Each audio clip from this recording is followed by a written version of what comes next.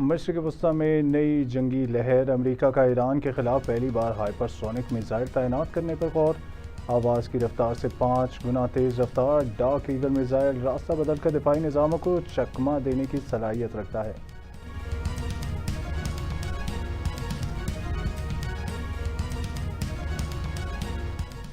امریکی ناکہ بندی، بحری قزاقی ہے، ایسا جواب دیں گے جو تاریخ میں یاد رکھا جائے گا۔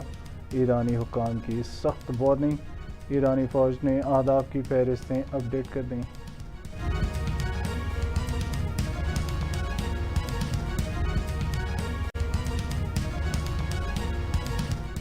صومالیہ میں 10 سے زائد پاکستانیوں کے اغوا پر اہم پیش رفت، صومالی حکومت کا پاکستان کو تحریری طور پر تعاون فراہم کرنے کا فیصلہ۔ سفارتی ذرائع کا کہنا ہے کہ کراچی سے تعلق رکھنے والے عملے کی بحفاظت واپسی کے لیے تمام تر وسائل بروئے کار لائے جائیں گے۔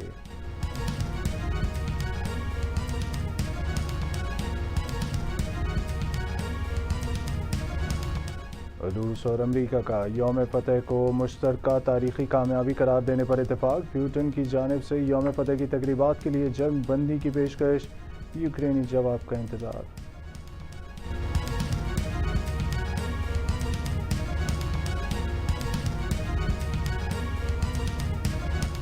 تیل کا کوئی کنواں خشک ہوا نہ ہوگا، امریکی ناکہ بندی کے دیرپا نقصانات کا پروپیگنڈا مسترد کرتے ہیں۔ باقر کالباف نے امریکی وزیر خزانہ کے بیانات کو عالمی معیشت کے لیے تباہ کن قرار دے دیا۔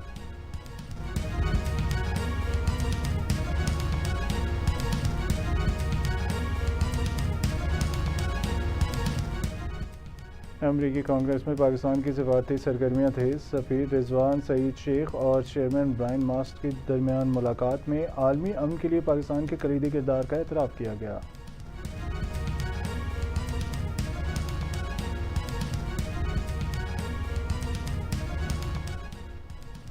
نیو یارک کے میئر زہران ممدانی کا شہزادہ چارلس سے کوہ نور ہیرے کی واپسی کا مطالبہ، برطانوی بادشاہ کے دورہ امریکہ کے دوران اہم ملاقات میں واپسی پر بات ہوگی۔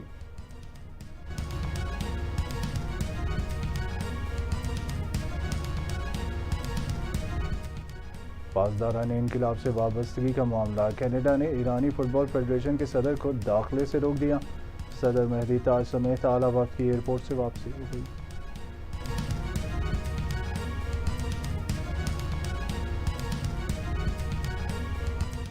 ملک بھر میں عید الاضحیٰ 27 مئی کو منائے جانے کا امکان ہے، رویت ہلال کمیٹی ریسرچ کونسل نے پیشن گوئی کر دی۔